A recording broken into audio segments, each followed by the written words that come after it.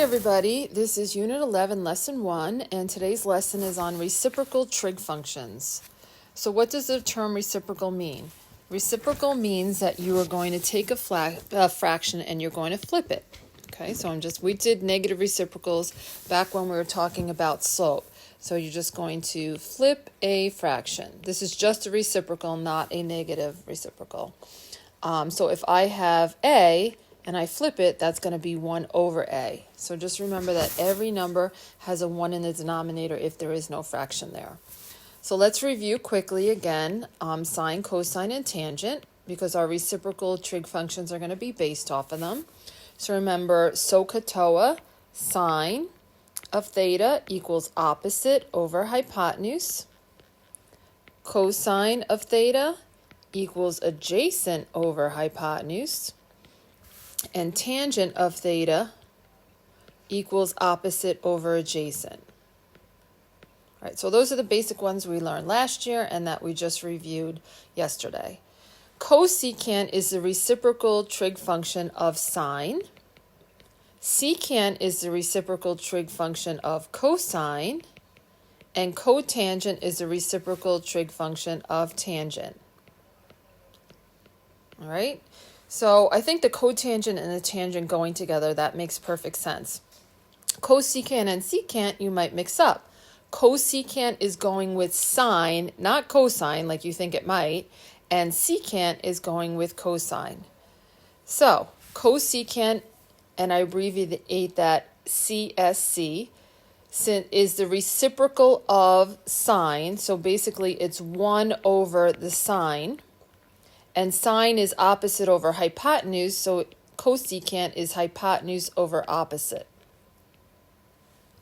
Secant is a reciprocal of cosine, so it's 1 over cosine. And I'm just going to flip my cosine, so it's going to be hypotenuse over adjacent. And cotangent is a reciprocal of tangent, so it's going to be 1 over tangent, and it's adjacent over opposite. All right, so let's find the value of the 6 trig functions for angle A, because now we have 6 of them. All right, so all of this is going to be based off of angle A. First off, I'm missing the side right here. So I don't know what BC is, so I can use trig to find that. So A squared plus B squared equals C squared. So, I don't know, X squared plus 12 squared, I'm just going to call that X, equals 13 squared. 12 squared is 144. 13 squared is 169. And some of you might already know this one because we learned about the Pythagorean triples. X squared, if you subtract 144 from 169, you get 25. So that side is 5. All right, now that I know that missing side is 5, let's label the sides. So 13 is the hypotenuse because it's across from the right angle. The 5 is opposite because it's opposite angle A. And the 12 is adjacent. It's next to. It's touching it. All right, so if you want to label hypotenuse first, that's always across from the right angle. The side that's opposite the angle, that's the next easiest one to label. And then the side left over is your adjacent side. That's the side next to it. All right, so let's write SOHCAHTOA in case you need to. Hopefully everybody knows that already. So sine of A is opposite 5 over hypotenuse. Cosine of A is adjacent, which is 12 over hypotenuse. And tangent of A is opposite over adjacent. So those are the ones from last year. Now this year, I have my cosecant, my secant, and my cotangent. So the cosecant is just the reciprocal of sine, so it's going to be 13 over 5. Secant is the reciprocal of cosine, so it's going to be 13 over 12.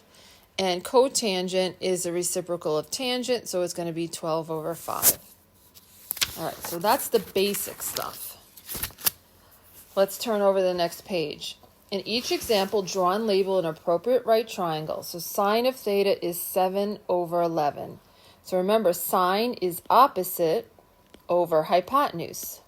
So if I have a right triangle, and I put theta here, okay, The side that's opposite is this side over here, the vertical line, over the hypotenuse, which is 11. There we go. That's all I have to do. All right, because we're going to be needing this skill to solve problems. Now, secant is the reciprocal of cosine. All right, so it's going to, secant is the reciprocal of cosine, so it's going to be hypotenuse over adjacent. I was looking at the wrong one on my paper for a second.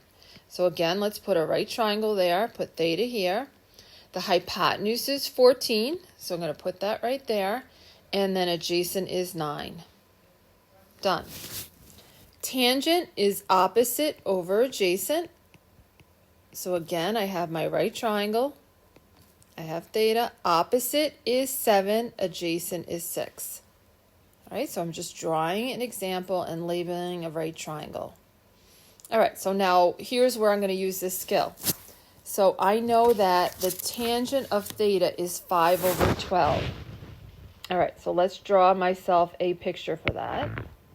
Tangent of theta, so here's theta, is 5 over 12. Tangent is opposite over adjacent. So on opposite, I'm going to put the 5. Adjacent, I'm going to put the 12. Now, I want to find cosecant. Cosecant is the reciprocal of sine, right? So it's hypotenuse over opposite. Well, first off, I got to find the hypotenuse. Well, we just did this combination before on the other problem. 5, 12, 13 is a Pythagorean triple. So let me label that 13. So cosecant of theta is 13 hypotenuse over opposite 5.